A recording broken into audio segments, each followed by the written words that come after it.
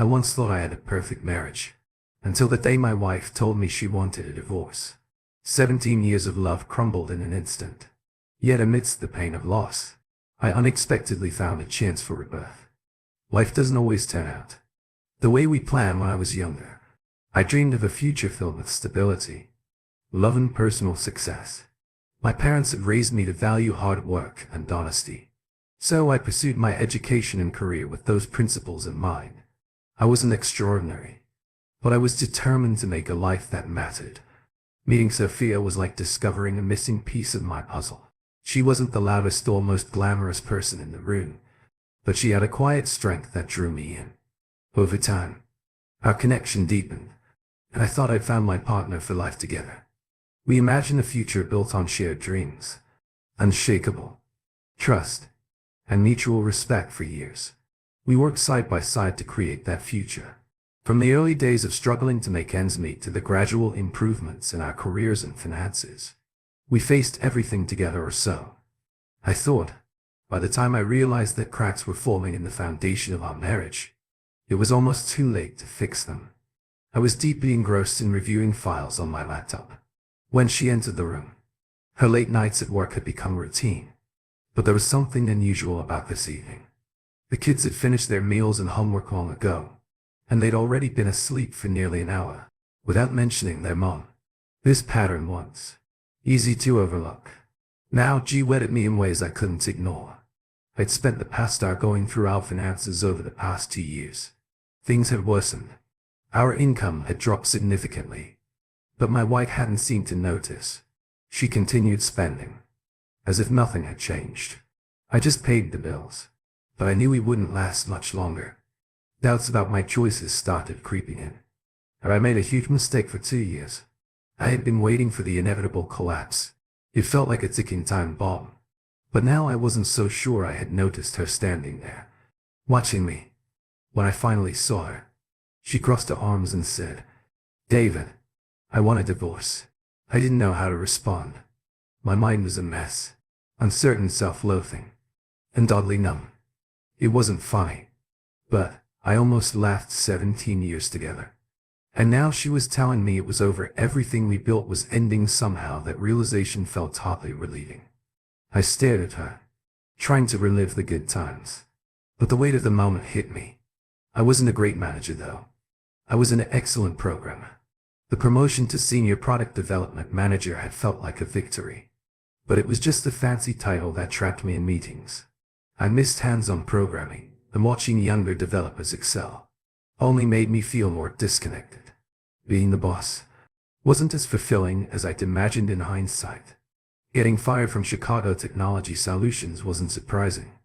I barely showed up to meetings, missed deadlines, and didn't try to improve. I wasn't trying to get fired, but I wasn't trying to keep my job either. I'd been depressed for a long time. It took almost 3 months to start making progress, and another month to find a path that felt right. If not for the kids and their routine, school, homework, meals, bed, I might have lost my mind. That routine gave me purpose and slowly helped me get back on track. I threw myself into being a stay-at-home dad. The kids seemed to appreciate my presence, which made me feel valued. But if my wife noticed the shift, she never said a word. I met Sophia at a fraternity party. I almost didn't go, as I joined for the post-graduation connections, not the social life. I was just another average guy. Average looks, average grades, average personality. My name, David, was one of the most common in the country. Nothing remarkable about me. But then I met Sophia. She wasn't strikingly different yet. I found her captivating, quiet, and reserved. She intrigued me. We started talking, then studying together, and soon began dating seriously. Those 15 years were the happiest of my life. We married, moved to Chicago, and struggled financially, but we were rich in each other's company. We shared so much family histories, hobbies, goals, and complemented each other perfectly. I handled the finances, and she managed our social life and the kids' schedules. We made a great team over time. We both advanced in our careers, bought a home, and traveled together. Everything felt perfect when our son, Lucas, was born, followed by Mia. We settled into a suburban home with a dog, 2 cars, and what seemed like the ideal life. But then I was promoted to manager, and everything changed. The new salary was great, and we upgraded our lifestyle. I felt more confident, and Sophia, always beautiful to me, seemed even more stunning. Our life already had seemed to improve even more. We traveled, spent quality time with the kids, and saved aggressively for retirement. When Mia started elementary school, Sophia decided to return to work part-time. She found a job at a marketing startup with flexible hours that fit around the kids' schedules, which seemed like the perfect addition to our life. We didn't need the extra income, so we saved it by the time the kids were nearing college. I felt confident we'd retire comfortably. But just 3 months before our 15th anniversary, I discovered Sophia had been having an affair. I found the evidence on my birthday, though. I had suspected something for a few days. The truth didn't fully hit me until that moment. Processing. It took weeks. I hadn't considered how Sophia's longer work hours would affect our home life. I handled the kids and housework while she worked late. Initially, I didn't think much of it. But over time, I noticed her becoming distant when I asked. She said it was work stress, and I believed her. I began taking on more tasks to ease her load. Eventually, we had a conversation. She said she didn't need fun the way she once did. Things seemed to improve briefly, but it didn't last. I kept my concerns to myself, not wanting to push her then. One day while sorting laundry, I found a gift hidden behind some boxes. A pink box, tied with a white ribbon, and a postcard card that read, "Beloved." I hesitated before deciding to wait until my birthday to open it. 2 days before my birthday, I went all out, treating Sophia with flowers, a foot rub, and her favorite dinner. But her response felt distant. She seemed to just go through the motions on my birthday. I made sure the kids finished their homework early, hoping everything would go smoothly. But when Sophia came home late, I was thrown off. I suggested we go out for pizza, and the kids agreed at the restaurant. Her son, Mike, even chatted with the waitress when we left. The staff wished me a happy birthday. Sophia seemed surprised, but quickly hid it. "I'll give you your present later, David," she said with a forced smile.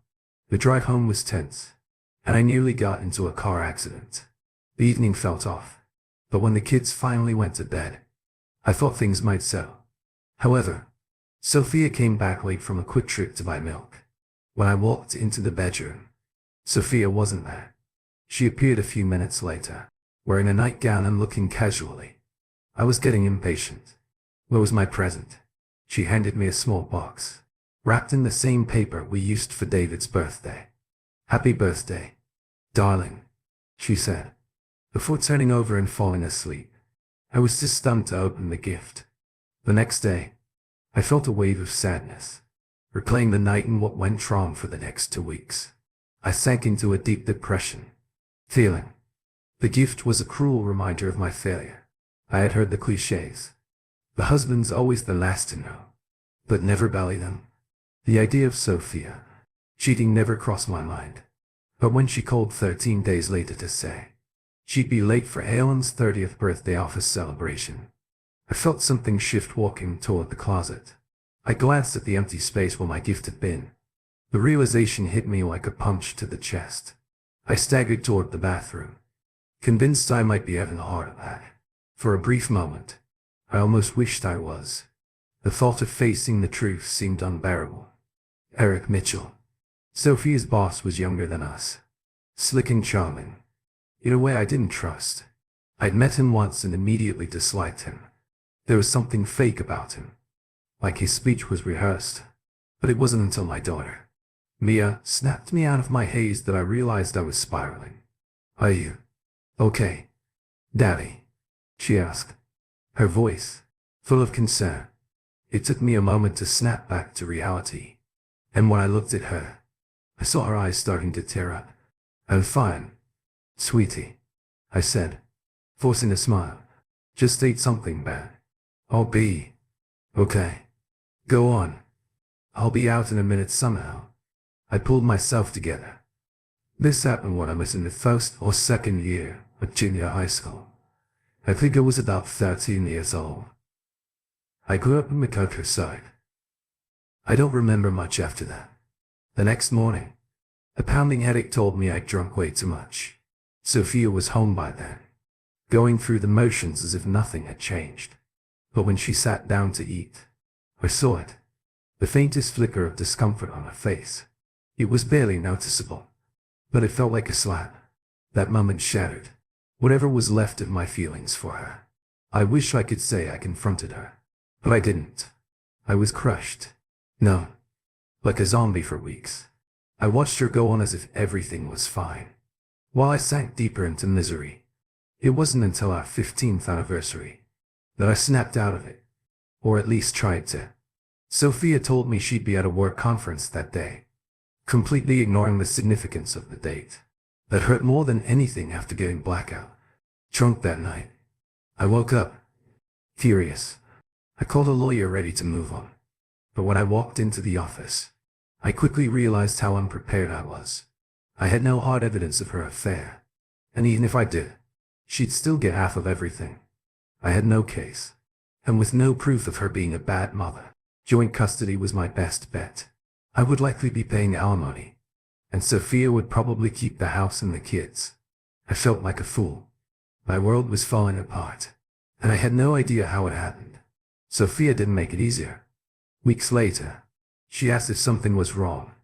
"You don't look so good, David," she said. "Is everything okay?" "No, honey," I replied, too numb to tell her the truth. I was just going through the motions. Then, I lost my job, something that turned out to be a blessing in disguise. One night, while watching the news, a story about a major company collapsing caught my attention. The employees were scrambling for their paychecks, but the financial experts said, "The money's gone." That gave me an idea. If we had nothing, Sophia couldn't take anything. I decided to drain our savings and not look for another job. It was reckless. I knew that. But it was something I could control. 2 years of living like this felt like an eternity. I realized I was alone. Sophia had been the heart of our social life. I had no real friendships to fall back on. I was an only child, and both of my parents were gone for those 2 years. My kids were the only bright spot in my life. I had never spent much money on anything extra. I still kept receipts for everything.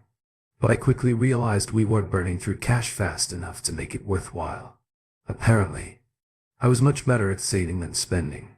So I kicked it up a notch. I enrolled in an expensive, local executive MBA program.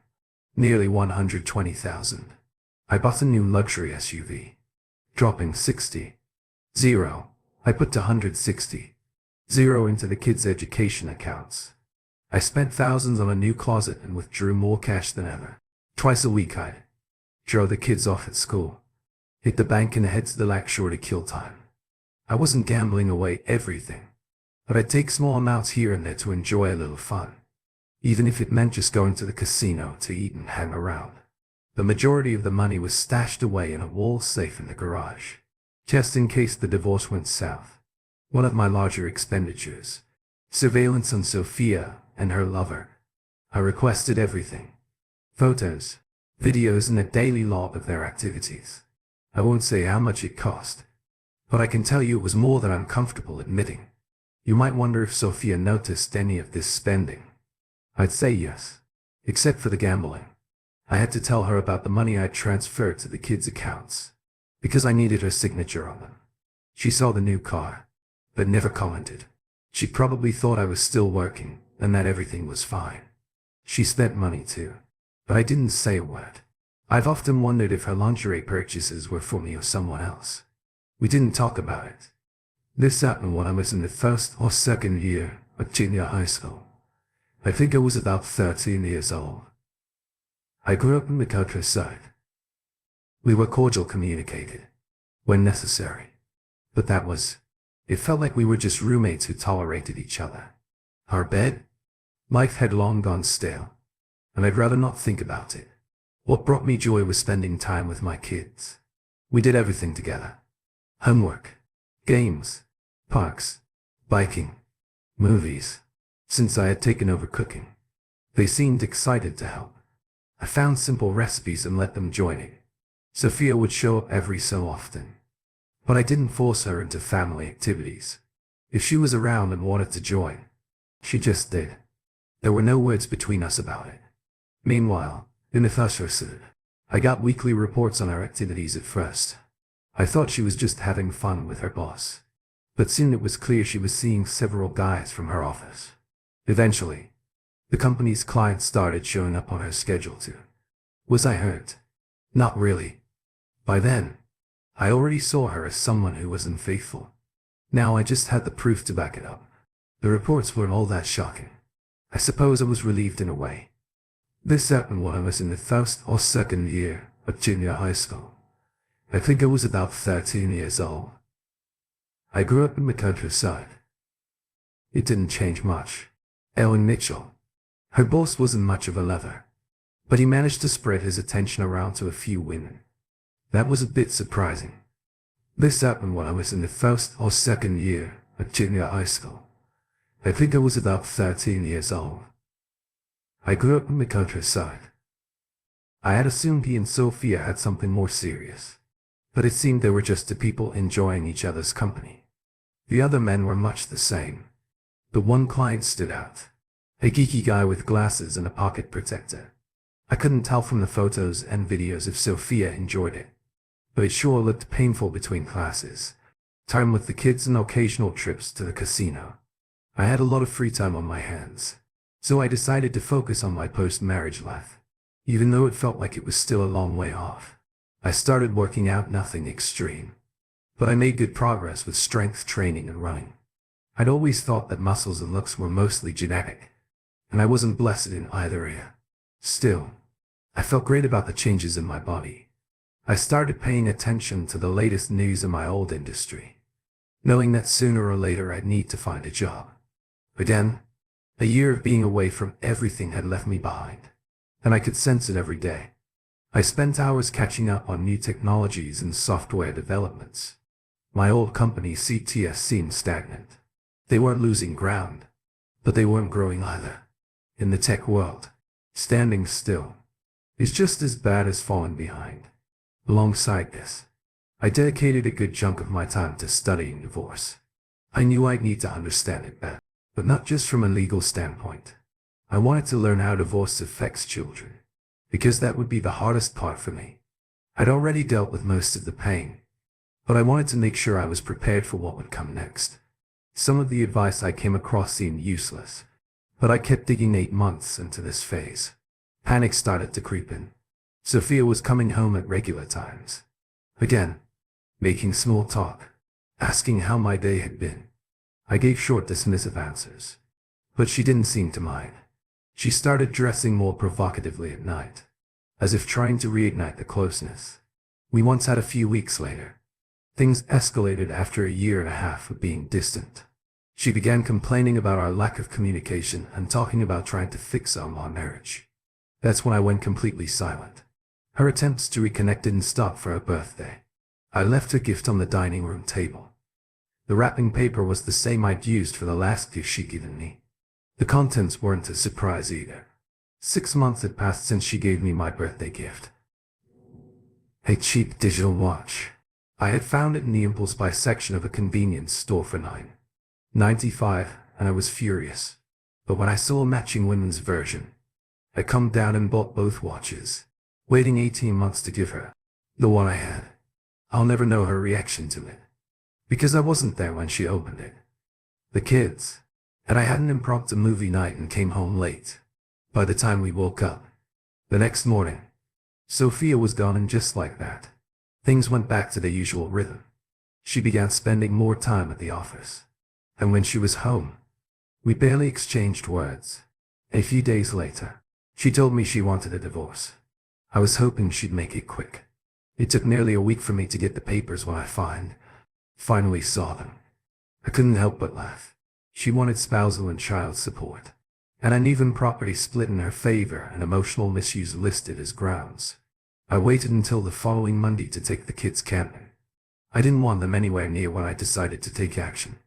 When we returned 6 days later, Sophia was waiting for us. She was sitting in the living room looking unwell and not in a good way. I had already filed for divorce, citing infidelity, and asked for full custody of the kids. And in the house I was unemployed, but I was also the primary caregiver for 2 years. I filed lawsuits for parental alienation against her. 7 lovers. This happened when I was in the first or second year of junior high school. I think I was about 13 years old. I grew up in the countryside. I knew they'd likely go nowhere, but Illinois law allowed me to file them. So I did. I also filed civil suits against her employer and the companies of the 3 clients who had been involved with her. Again, I didn't expect to win, but the publicity might work in my favor. As a final touch, I sent a DVD of her exploits to her parents and best friend, so they'd know I wasn't hiding anything. I wanted Sophia to understand. I wasn't afraid to use everything I had against her. All of it was in my countersuit, but I wasn't about to take any chances. The kids grabbed a snack and went upstairs to get ready for bed. They didn't acknowledge their mother. She didn't make any move to talk to them. I grabbed a beer from the fridge and sat down across from her. She didn't look at me right away. I took my time with the beer, letting the silence hang between us. She looked like she was on the verge of tears. Finally, she whispered, her voice barely audible, "You're going to ruin me." I paused, letting the words sink in. When she finally looked up, I met her gaze without hesitation. God, I hope so. I had expected this moment to be more intense, but when a single tear rolled down her cheek, I felt nothing. "Do you hate me that much?" she asked, her voice trembling. "No, Sophia," I replied, my tone flat and detached. "I don't hate you. Hating takes effort, and I haven't put any efforts into you. All my energy goes into taking care of myself and my kids. But I'm your wife," she said, her voice almost pleading. "Stop," I interrupted coldly. "I'm not going to let you tarnish the memory of my real wife, the woman who was loving Karen, and the mother of my children. She's gone. You're just the one who's taken over her body. Don't talk like you're anything to me." She didn't say anything for a while, and I could tell she was trying to process it all. Eventually, she asked, "What am I supposed to do now?" Is that a rhetorical question? Or do you want my advice? I didn't let her answer. "Well, here's what I think: you could run away. Start over somewhere new. That's what I'd do. I'll never let you be a real part of my kids' lives. So that shouldn't affect your decision. Or you could stick around here. Keep your head down. But who knows who'll find out about your little escapades. Or who'll want to hire someone like you. Maybe you'll find some loser who doesn't care that you're a hoe, but what kind of loser would that be? Or you could just end it all." I paused, letting my words settle. "I really hope you don't pick that option. I'd hate to miss watching you suffer like the witch you are. But then again, I'm not sure. My opinion matters to you. It didn't. When you decided to play around with your boss. I had been planning this moment for months, rehearsing my words, imagining how satisfying it would feel to watch her crumble. But when the time came, instead of satisfaction, I felt an overwhelming emptiness. The aftermath of the divorce was murky, to say the least. Things went better than I expected with the lawsuits. I ended up securing over $1 million from 3 companies whose employees had been involved with my wife. I'd been warned by my lawyer not to get my hopes up, but after working through discovery motions, depositions, and media leaks, we exposed enough to do serious damage. I also took matters into my own hands, discreetly contacting their clients and warning them about the scandal. It took time, but eventually their business dried up, and they were forced to file for bankruptcy. Eric Mitchell, my ex-wife's boss, lost his position and fled the city. In disgrace. The money I received wasn't the most rewarding. Watching their downfall felt like a victory in the process. I was affected too.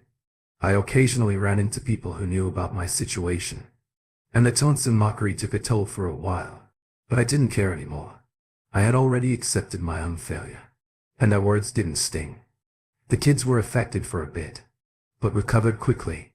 The real victory came when I returned to CTS as VP of Design and Development. Programming became my escape over the next 2 years. I developed a software add-on that allowed CTS to integrate with the major competitors. Soon after, I sold the company and my software for $1 million, along with an attractive compensation package from CTS. Retirement was on my mind, but with no social life to speak of. I feared I'd become a recluse if I didn't keep myself busy. The new wealth allowed me to hire a housekeeper and babysitter, Hannah Wilson, an older woman who moved into an apartment above the garage after a year. She became a grandmother figure to my children, kind yet firm, and her wisdom helped me navigate decisions. This happened when I was in the first or second year of junior high school. I think I was about 13 years old. I grew up in the countryside. I did my best to be a loving father. I couldn't escape my bitterness. Mrs. Wilson became my anchor as the years passed. The kids grew up, and the distance between us grew too. I never resented them. I just didn't want my bitterness to affect their lives. Mrs. Jensen stayed with us until they went off to college, then retired. But I offered her a room and board for her years of service. She tried to get me to open up to the idea of moving on, but I never did. When she passed, I was left with nothing but a deep sense of loneliness. I never saw help. I just let the years pass. My life remained empty, and distant money allowed me to keep a revolving door of call girls. I paid them well, but there was only one. I really connected with Ruby. This happened when I was in the first or second year of junior high school. I think I was about 13 years old. I grew up in the countryside. I later learned that her real name was Mary Beth. We shared something more than just a business arrangement. But when I sensed her becoming too attached, I ended it. I couldn't risk letting anyone close. As for Sophia, her life was far from easy. She tried to contact me for almost a year after the divorce, but I didn't entertain it. I couldn't fathom why she bothered. Maybe she hoped for reconciliation, or perhaps wanted to reconnect with the kids. I followed her for a while, making sure her new employers and boyfriends knew everything about her past. I didn't care if they still chose to be with her. I just didn't want her rewriting the story. Her relentless attempts to reach me were met with silence. I didn't block her emails or change my number. I wanted her to suffer, at least for a while. I could have done something to end the misery earlier, but I didn't. The situation became uncontrollable.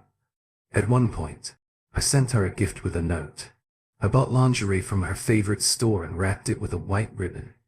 The note inside was simple, the shop, which I hope she understood. One day, a man who was a parent, one of Sophia's new suitors, showed up at my door. He was drunk, and when I answered, he shoved me back and knocked me down. It was his mistake. I wasn't a fighter, but my anger got the better of me. And while I defended myself, the situation escalated into a physical altercation that left us both injured. He was charged with misdemeanor attack, but I think the physical toll of his surgeries stuck with him longer than the legal consequences. Sophia eventually gave up trying to contact me. I stopped following her after she took a job cleaning rooms at a hotel in Virginia. The next time I saw her was 16 years later, at my daughter's wedding. My children had reconnected with her years after college, but I hadn't tried to stop them. By then, she had aged terribly. Her face was worn and the years had clearly not been kind yet. There was still a glimpse of the woman I had once loved. I felt nothing for her, but I noticed her sitting alone at the wedding. She exchanged a few words with my daughter, but didn't approach me. We kept our distance the entire evening. When I saw her outside, waiting for a cab, I saw a small gold ring on her finger. I smiled.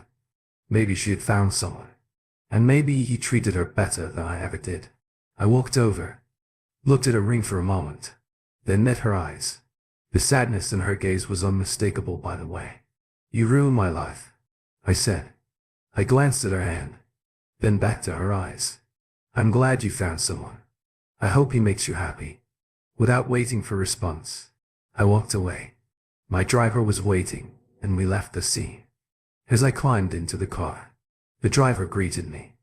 "Good evening, Mr. Chen. Did the evening go well?" I settled into the seat and replied, "It went as well as I could have hoped." "Jonathan, let us go home." He nodded. "As you wish, sir." I avoided looking back as we drove away, but I caught a glimpse of her. One last time. Years have passed since that night at the wedding. The memory of seeing Sophia again still lingered, not with anger or regret, but with a strange sense of closure.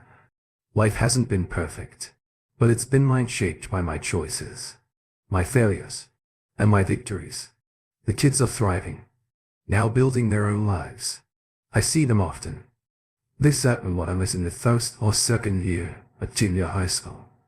I think I was about 13 years old. I grew up in the countryside. I give them space to live without the shadow of my past hovering over them. I've stepped back from work and spend most of my time quietly. A mix of hobbies, volunteering, and traveling to places I once thought I'd visit with someone by my side. Les still visits me, but it's an old companion, now less cruel than it once was. I think back on everything, the mistakes, the betrayals, the bitter victories, and I wonder if I could have done things differently maybe. But dwelling on the past doesn't change it. Some nights, I dream of Sophia, as she was in our early years, vibrant, hopeful, full of love.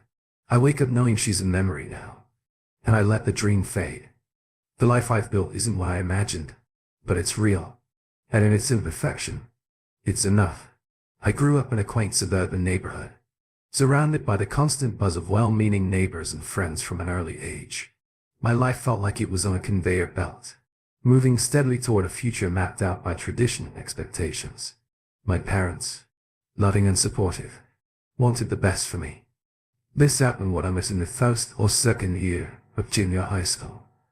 I think I was about 13 years old.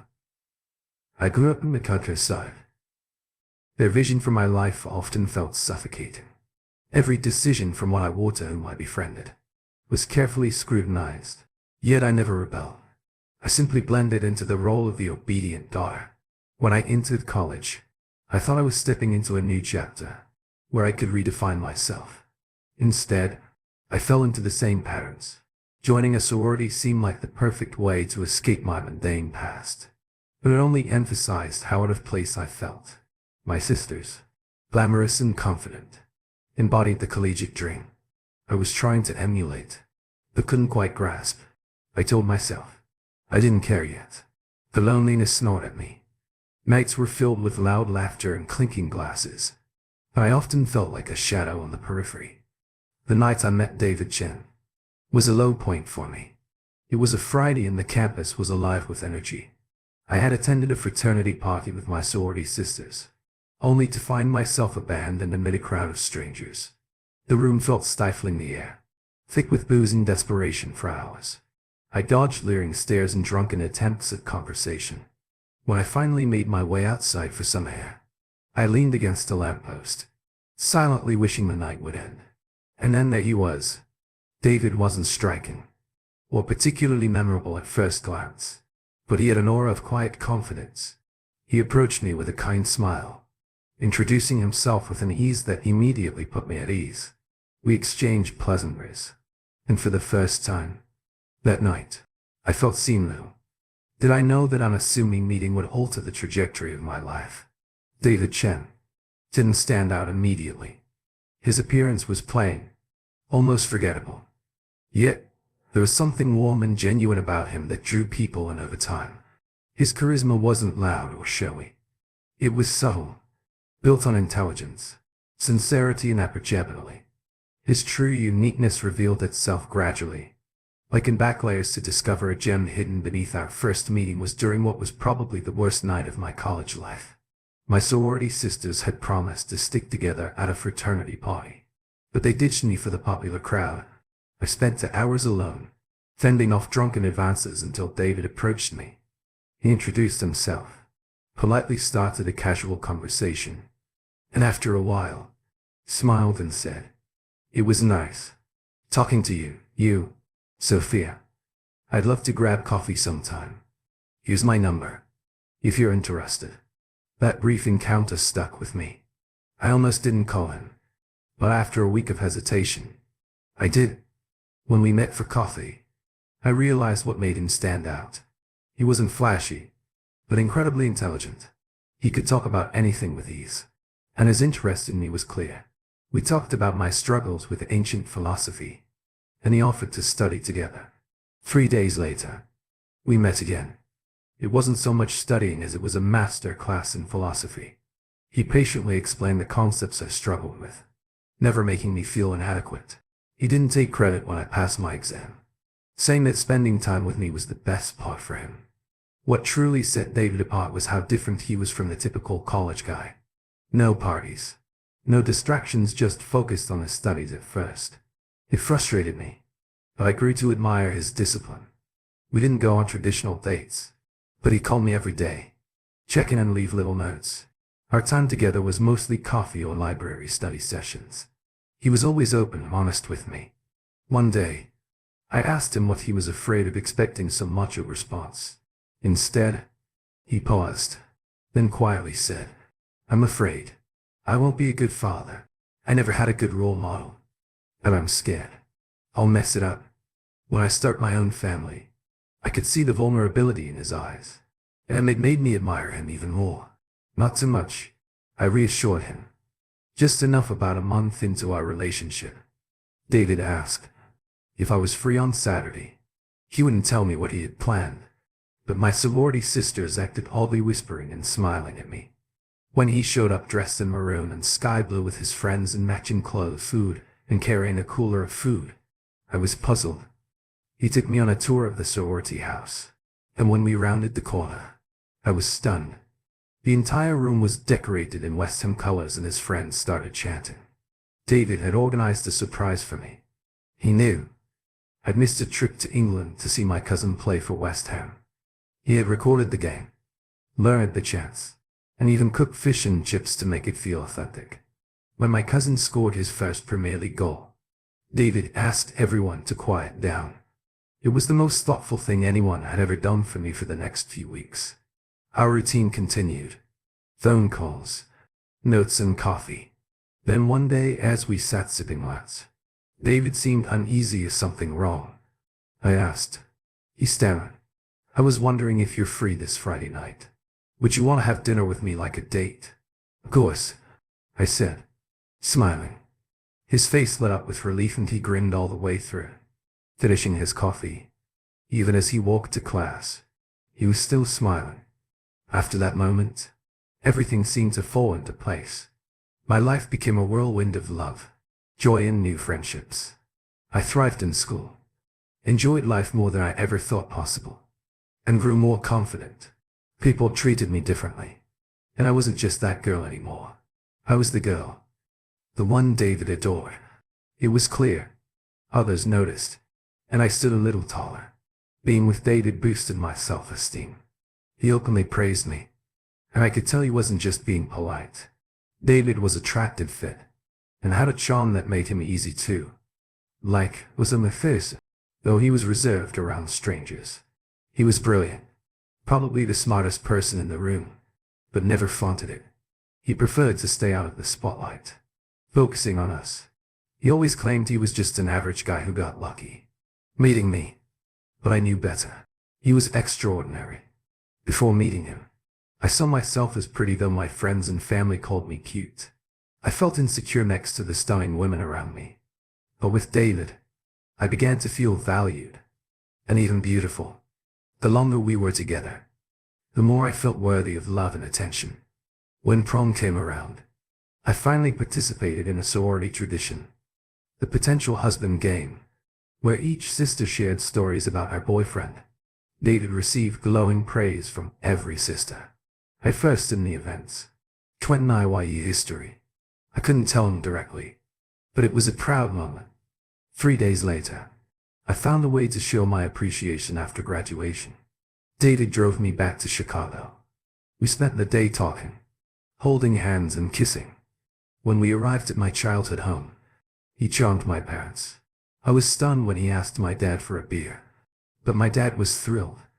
They left together, and I was left with my mom, who smiled with tears in her eyes. "Oh, Sophia," she said softly, "this one's a keeper." "I know, Mom," I replied, my heart full. 2 hours later, David returned, casually mentioning that he'd asked my dad for permission to marry me.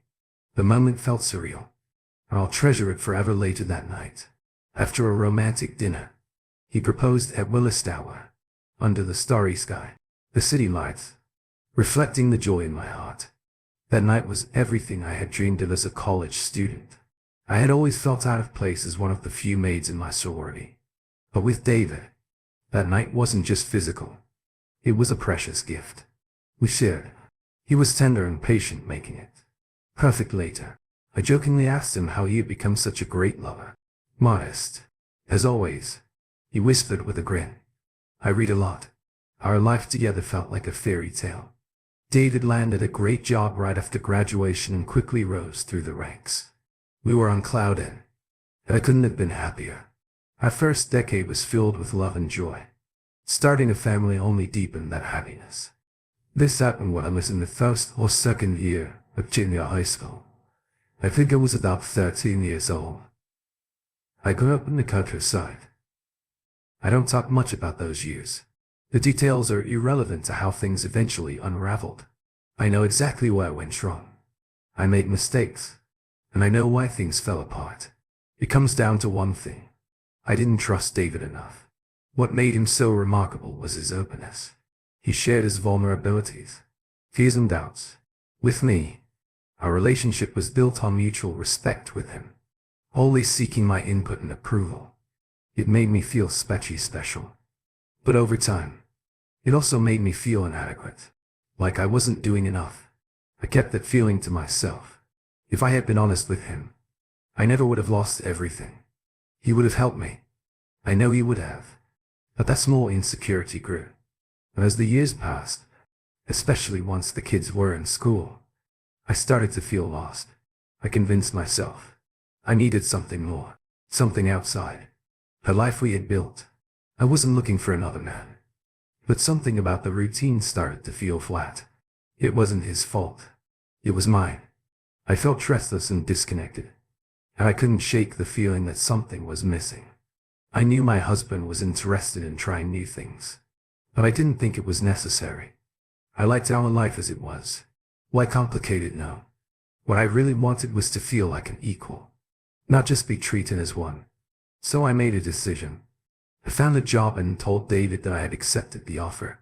I was ready to defend my choice, prepared to explain why it was important for me. The argument lasted all of 4 seconds. That sounds great, Sophia. Whatever makes you happy. David said it worked. I had solved my problem on my own without needing anyone's help. Looking back, I cringe at how self-righteous I felt in those early months. But at the time, it was thrilling. I felt like I was stepping into the world as an independent, confident woman. The atmosphere at work could be described as flirtatious at best, or a den of mischief at worst. My coworkers were young, bold and full of energy. There were a few casual office flings, but no one seemed to take it seriously. My boss, Eric Mitchell, was the worst offender. Alan wasn't my type. Handsome, yes, but not the kind of guy I'd usually be interested in. He was notorious for his failed relationships, with everyone teasing him about his endless string of short-lived affairs. I wasn't the type to jump into bed with the first guy who paid attention to me, and I dismissed him pretty firmly at first. But as time went on, I began to wonder if there was something my life with David was lacking. Our group of friends was conservative compared to the easy casual relationships I saw at work. The office had a different energy, a constant buzz of flirtation and attraction, especially after our company Christmas party. The real shift came when I introduced Alan to David. I could tell they didn't like each other, even though they pretended to be cordial. After that night, I stopped sharing anything about my job with David, and I didn't mention Alan at all. It was clear my work was starting to bother him, and I didn't want to make things worse at the office. Alan began paying more attention to me. He'd publicly praise my work, ask how I was doing, and suggest we have lunch together. We'd often discuss our projects in depth, and before long, our conversations started drifting into more personal territory. He complimented me on my looks, and while I tried to brush it off, part of me was flattered. Looking back, I see that Alan was slowly working his way in, and I was too caught up in the excitement to notice. He was charming, smooth, and made me feel desirable, in ways I hadn't felt in a long time. I can't pinpoint the exact moment. It all changed, but I regret that it did. I allowed myself to get swept up in the thrill of attention, feeling emotions that I thought I had lost. Alan knew exactly how to push my buttons, and before I knew it, I was tangled in an affair. Years later, I realized how deep the betrayal was. The truth was, I didn't feel desired by David, because I wasn't giving him anything to desire. I had become complacent. I knew David would never do anything. That made me uncomfortable.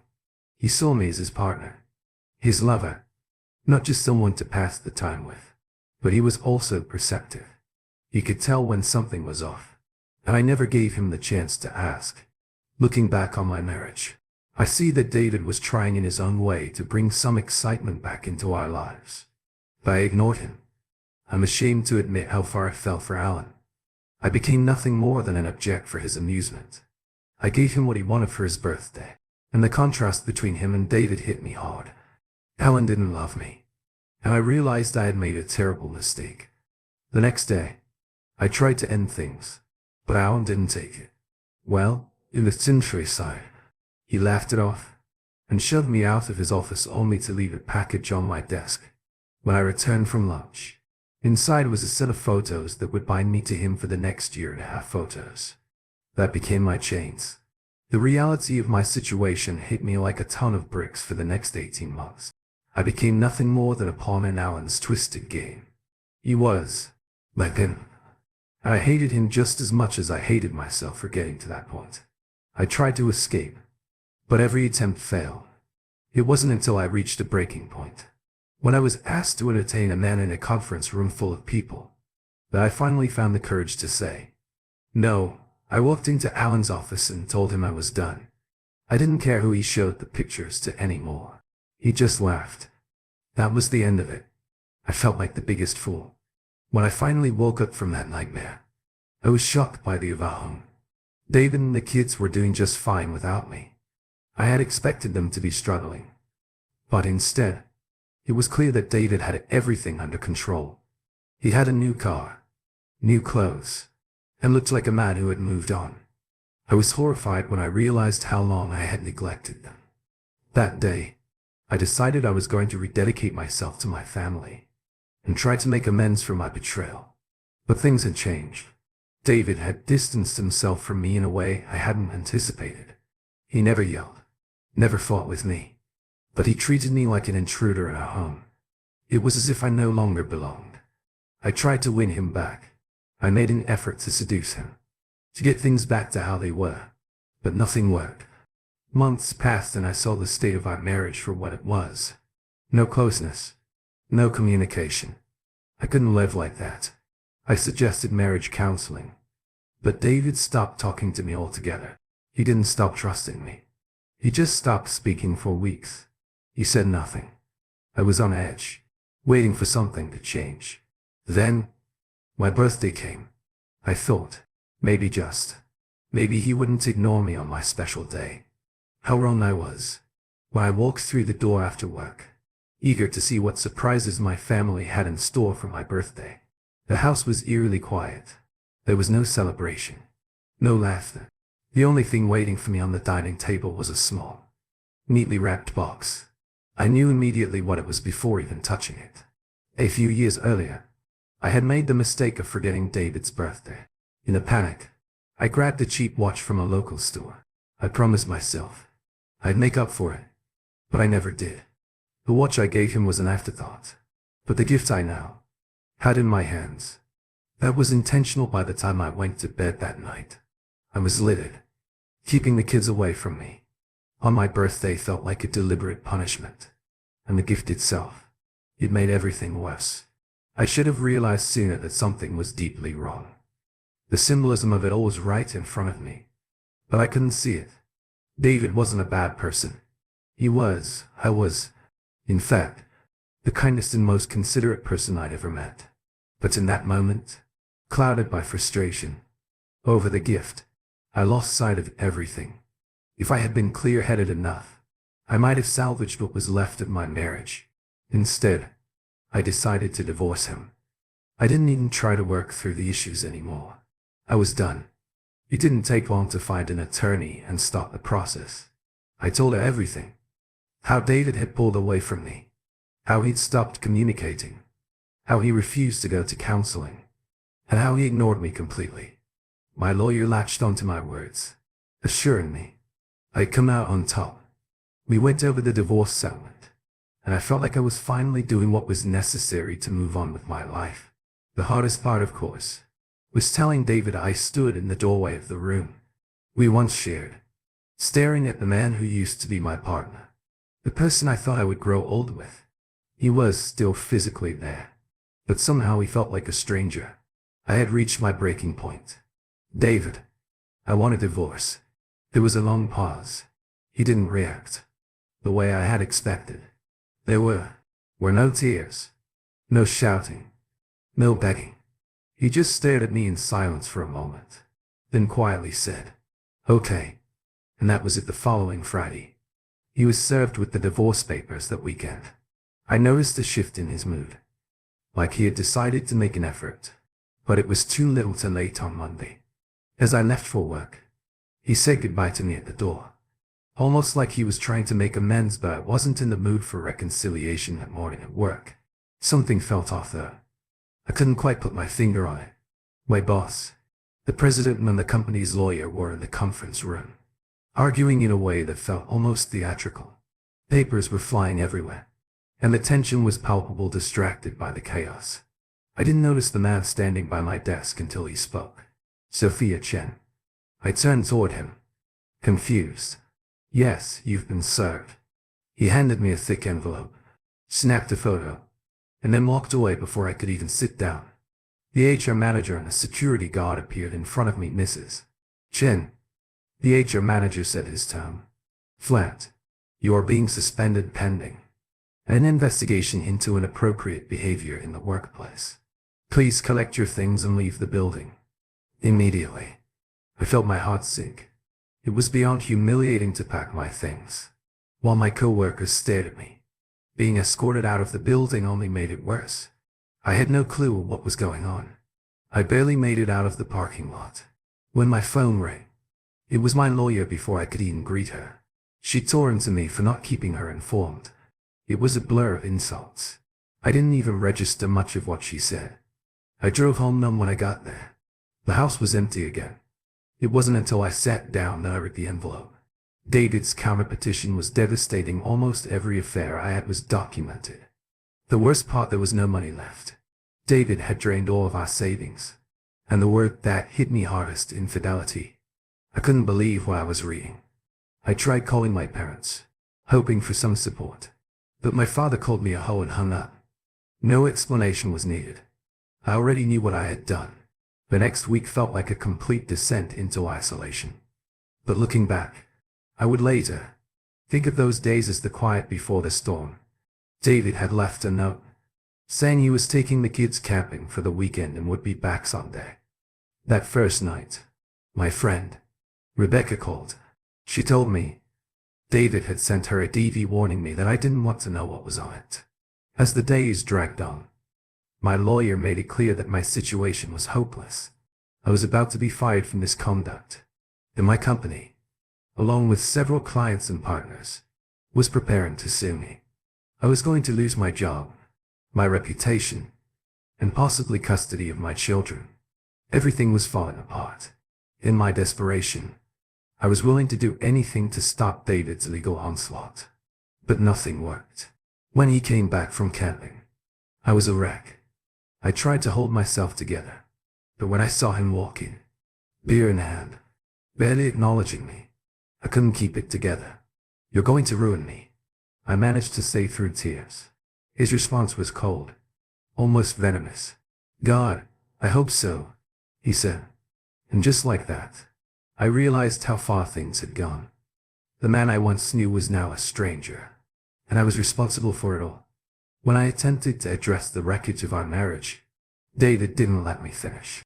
I wasn't even talking to him directly. I was just speaking My thoughts aloud. But he didn't care. Instead, he erupted in a torrent of insults. Each word hit me like a physical blow. It stung me. I didn't even know how to respond somehow. I forced myself to keep it together for a moment, but the emotional weight was overwhelming. Then, he just got up and walked out of the room, leaving me in stunned silence. I want to say I gave up on trying, but that wouldn't be true. I kept making attempts to fix things with David, but he refused to engage with me. It was as if I had become invisible to him. I couldn't stop worrying about how he and the kids were coping without any financial support. But somehow they seemed fine. Sometimes I'd watch from a distance as he dropped them off or picked them up from school. I couldn't get a job and was surviving on unemployment benefits. My family had completely cut me off. I had nowhere to go, and no one to turn to. So I ended up couch surfing with friends, mostly divorced men. It never lasted long. I'd move in, and then almost overnight, they'd walk me out on the advice of my lawyer. I started seeing a therapist. She believed that knowing I was trying to fix myself might look good in court. But I had little hope. I reluctantly worked through some issues, some of which I've shared with you. But what stuck with me most was her final piece of advice. Run as far as you can. I can't pinpoint what exactly made David decide to reach out. Maybe it was a phone call, an email, or one of the letters I sent him. Whatever it was, I came home one day to find a package waiting for me. It was a standard gift box from a store I recognized, and the card had a tone that left no doubt about his feelings. He knew everything. The weight of that realization was crushing. I was staying at a friend's place. Robert, a decent guy. This happened when I was in the first or second year of junior high school. I think I was about 13 years old. I grew up in the countryside. I could tell he was hoping for something more than just a roommate situation. When he saw the package, he exploded. He ran out of the apartment before I could stop him. A few hours later, Robert still hadn't returned. I was getting worried when I finally heard from him at the hospital. The nurses weren't forthcoming, but it didn't take much to piece it together. Robert had gone to confront David and nearly knock him to pass away. His face was unrecognizable. He had a concussion, several internal injuries, and his hip was shattered. I was terrified. My actions were now causing damage to the people around me. At my next therapy session, I told the story. My therapist asked a lot of questions about David. I told everything. I knew. He was an only child, orphaned as a teenager, and had always been kind and devoted to me and the kids. I told her about the years of loyalty he'd shown despite my infidelity.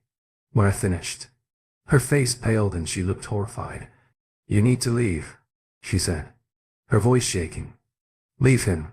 Leave everything. Do not contact him. Do not call right. Or let him know where you are. There is no chance for reconciliation. Do you understand? If you push him, he will liquidate. You've broken a man who is already fragile. He's suffered disappointments his whole life. He will never forgive you. He will never forget. Just leave." Run. So I ran.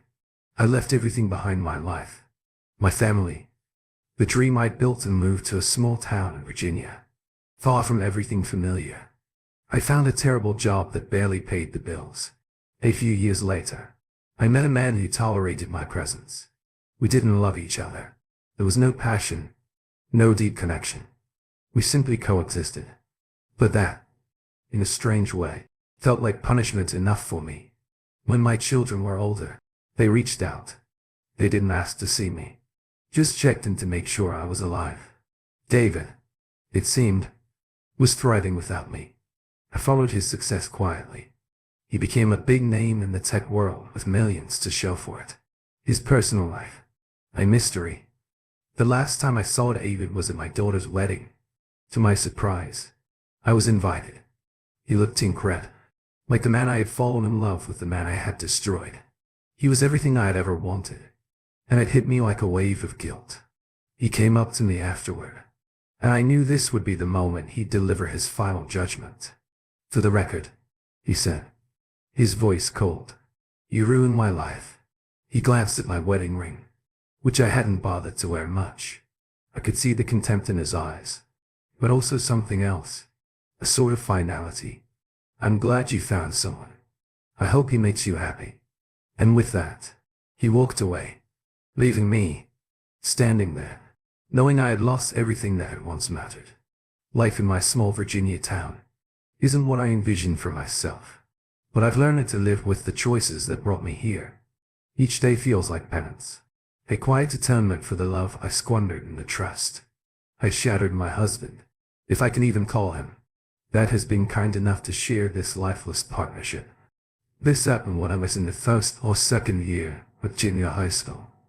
I think I was about 13 years old. I grew up in the countryside. I know he sees it as a convenience more than a connection. Occasionally, I catch glimpses of David's life through our children. They built their own worlds, beautiful and vibrant, a testament to the father who raised them. I take pride in their accomplishments, even if my role in their success feels like a distant memory. But the weight of my mistakes is always there. It lives in the silence of my home, the absent touch of real love, and the memories of a man who once looked at me as if I were his entire universe.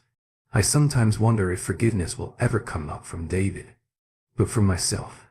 As I watch the sun dip below the horizon, painting the sky with hues of amber and gold, I like to imagine a version of my life where I made better choices.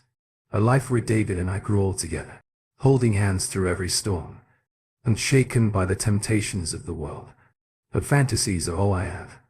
Now in the end, I can only walk forward, step by step, carrying the lessons of my past. It's both a burden and a guide.